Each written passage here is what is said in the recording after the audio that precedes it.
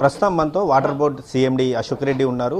ఇటీవలే భారీ వర్షాలతో హైదరాబాద్ అంతా కూడా అతలాకుతలమైనటువంటి పరిస్థితి ఉంది. ఇదే విషయంపై అంతా మాట్లాడే ప్రయత్నం చేద్దాం. సార్, ఎన్నడూ లేనంతగా కూడా ఈసారి హైదరాబాద్కు భారీ వరద వచ్చి మొత్తం ఎంజీబీఎస్ బస్టాండ్ కావచ్చు, హైదరాబాద్ పరిసర మేజర్ ప్రాంతాలన్నీ కూడా మునిగిపోయాయి సార్. అసలు దీనికి ప్రధాన కారణం ఏంటి సార్?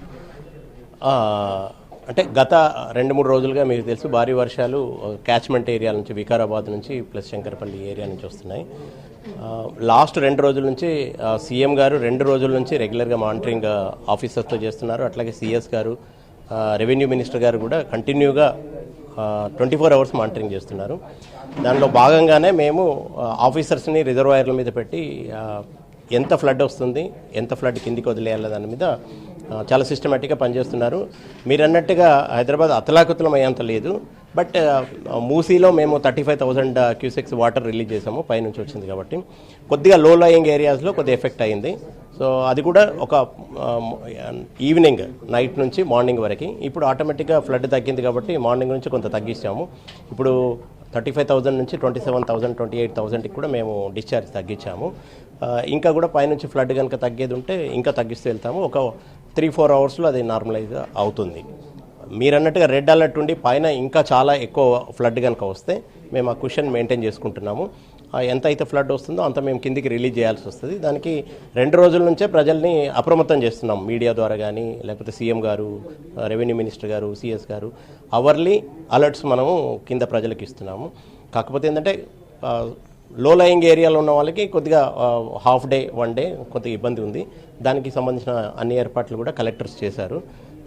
రంగారెడ్డి, హైదరాబాద్, మేడ్చల్ కలెక్టర్స్ కూడా లో లయింగ్ ఏరియా వాళ్ళని అంతా కూడా షిఫ్ట్ చేశారు. నిన్న ప్రికాషనరీగా అన్ని జాగ్రత్తలు తీసుకుంటున్నారు. అంటే ప్రతిసారి మనం వర్షాలు వచ్చినప్పుడు ఇటు హిమాయత్ సాగర్ కానీ, ఉస్మాన్ సాగర్ కానీ గేట్లు ఎత్తుతూ ఉంటాం. కానీ ఈ స్థాయి వరదలు రావడానికి గల కారణం ఏంటంటే 2 ఒకటేసారి ఎత్తడమా, లేకపోతే ఏం సార్?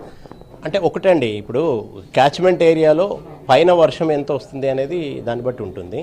ఇది 2020లో 40,000 క్యూసెక్స్ ఒకసారి 2 రిజర్వాయర్లు కలిపి రిలీజ్ చేశారు. మళ్ళీ ఇప్పుడు 34,000 మనము రిలీజ్ చేశాము. అది ఏంటంటే మనకి వికారాబాద్ ఏరియాలో సడన్లీగా రెడ్ అలర్ట్ ఇచ్చేసి హైయెస్ట్ ఫ్లడ్ వచ్చింది కాబట్టి అది మనకి రీచ్ కావడానికి ఒక 24 అవర్స్ పట్టింది. కాబట్టి మనం దాన్ని బట్టి ఆపరేట్ చేస్తాము. అంతేగాని లోకల్లో రిలీజ్ అనేది పైన వచ్చే ఫ్లడ్ని బట్టి ఆధారపడి ఉంటుంది. అలాగే ఇప్పుడు సంగారెడ్డి జిల్లాలో ఇది మంజిరా వాటర్ పైప్ లైన్ ఏదైతే అది కూడా నీట మునిగింది సార్. అంటే దానికి ఎటువంటి చర్యలు తీసుకుంటున్నారు, ఎటువంటి మరమ్మతులు చేస్తూ ఉన్నారు సార్? అదేమంటే సడన్లీగా ఫ్లాష్ ఫ్లడ్ రావడం వల్ల ఆ లో లయింగ్లో ఉన్న ఒక పంప్ హౌస్ మునిగిపోయింది. అది ఒక 30 MGD వాటర్. మిగతా 3 పంప్ హౌస్లు నడుస్తున్నాయి, ప్రాబ్లం లేదు. ఇది కూడా మేము డీవాటరింగ్ ఆల్రెడీ స్టార్ట్ అయింది, రాత్రి నుంచే చేశారు. ఇవాళ ఈవినింగ్ వరకు డీవాటరింగ్ అయిపోతుంది. మా డైరెక్టరు, సీజీఎం, జీఎం అందరు కూడా నిన్న నైట్ 9 o'clock నుంచి ఇక్కడే ఉన్నారు.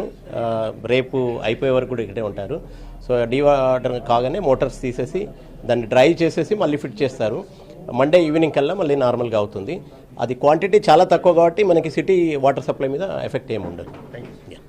ఇది పరిస్థితి చూసుకోవచ్చు. అయితే ఇటు ఉస్మాన్ సాగర్ కావచ్చు, హిమాయత్ సాగర్ 2 రిజర్వాయర్లకు సంబంధించినటువంటి గేట్లు ఒకేసారి ఎత్తడంతో మాత్రం ఈ స్థాయి వరద వచ్చింది. ఈ స్థాయి వరద గతంలో 2020లో వచ్చింది. మళ్ళీ ఈసారి రావడంతో మాత్రం ఈ స్థాయి వరద హైదరాబాద్ను ముంచెత్తిందని చెప్పి ఇటు సీఎండీ అశోక్ రెడ్డి చెప్తున్నారు. అదేవిధంగా వికారాబాద్ జిల్లాలో ఎగువ ప్రాంతాల్లో భారీ వర్షాలతోటి ఈ పరిస్థితి తలెత్తిందని మాత్రం చెప్తున్నారు. మరోవైపు జిల్లాలకు రెడ్ అలర్ట్ ప్రకటించడంతో మాత్రం ఎటువంటి పరిస్థితి వచ్చినా తాము ఎదుర్కోవడానికి సిద్ధంగా ఉన్నామని చెప్పి మాత్రం సీఎండీ అశోక్ రెడ్డి చెప్తా ఉన్నారు. కెమెరామ్యాన్ రమేష్తో శ్రీనివాస్, ఎన్టీవీ, ఉమ్మడి మెదక్ జిల్లా.